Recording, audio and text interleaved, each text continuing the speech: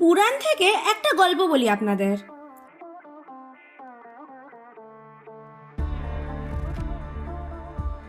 শ্রী বিষ্ণু তার ষষ্ঠ অবতারে ঋষি যমদগ্নি এবং তার ক্ষত্রিয় স্ত্রী রেণুকার ছেলে হয়ে জন্ম নেন পরশুরাম হয়ে। কথিত আছে তার বাবা ঋষি যমদগ্নির আদেশে পরশুরাম নিজের মাকে হত্যা করেন। ঋষি তখন খুশি হয়ে বর দিতে চাইলে পরশুরাম আবার তার মাকে জীবিত করার কথা বলেন।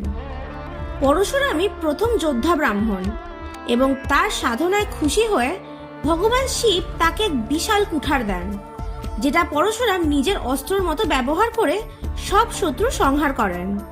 শাস্ত্র অনুযায়ী পরশুরাম অমর এবং এখনো পৃথিবীর বুকে ঘুরে বেড়ান। আর তার সেই বিশাল কুঠার ঝাড়খণ্ডের গুমলা জেলায় চলুন তবে।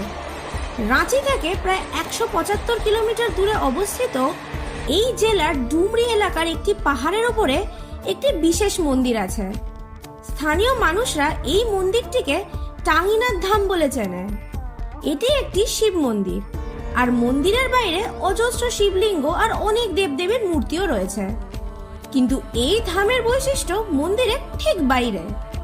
মন্দিরের বাইরেই একটি জায়গায় অনেকটা ত্রিশূলের মতো দেখতে কয়েকটা ধারালো লোহার অংশ মাটির ভেতরে পোতা, কিন্তু সেই ত্রিশূলের অন্যদিকে একটি সূচল অংশ বেরিয়ে রয়েছে, যেন কোনো বিশাল বড় কুঠারের তীক্ষ্ণ অংশের খানিকটা বেরিয়ে আছে।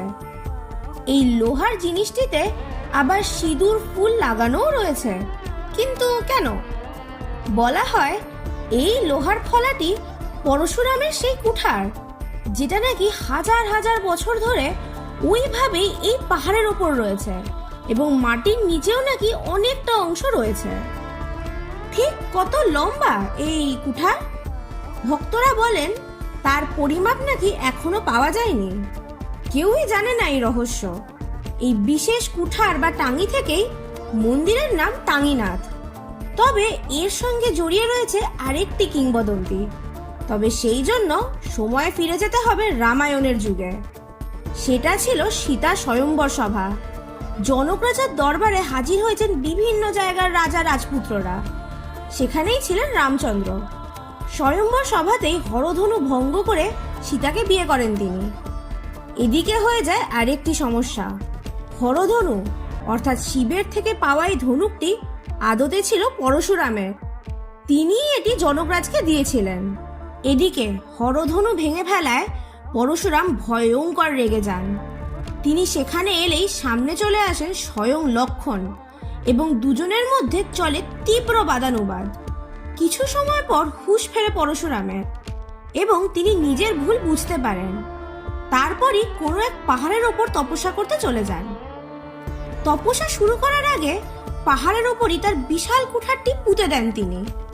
জনশ্রুতি অনুযায়ী টাঙ্গিনাথ ধামই হলো সেই জায়গা, তাই আজও কুঠারটি সেখানেই রয়েছে। সেই সঙ্গে ভক্তরা এটাও মনে করে এই স্থানেই পরশুরাম শিবের আরাধনা করেছেন এবং তার পায়ের ছাপ আজও নাকি সেখানে দেখতে পাওয়া যায়।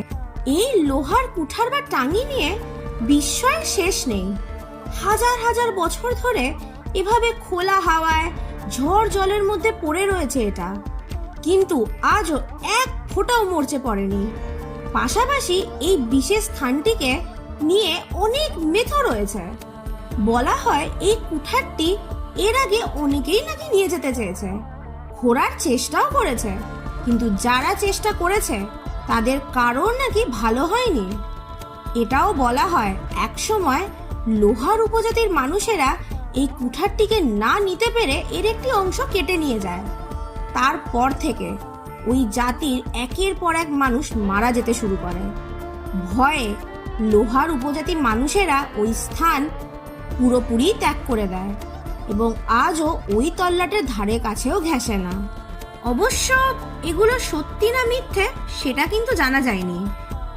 এই লোককথা, মিথ, রহস্য এসবই টাঙ্গিনাথ ধামের মাহাত্ম্য আরো বাড়িয়ে দিয়েছে। পরশুরামের কুঠারও তারই মতো অমর হয়ে আছে ভক্তদের মনে।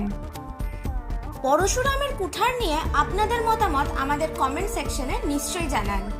ভিডিওটা ভালো লেগে থাকলে লাইক করুন, আর এরকম রোমাঞ্চকর গল্প আরো অনেকের কাছে ছড়িয়ে দেওয়ার জন্য অনেক শেয়ার করুন। চ্যানেলে নতুন হলে সাবস্ক্রাইব করে দিন আর বেল নোটিফিকেশনটা অল করে দিন, যাতে আমাদের ভিডিও আপনাদের কাছে সবার আগে পৌঁছয়।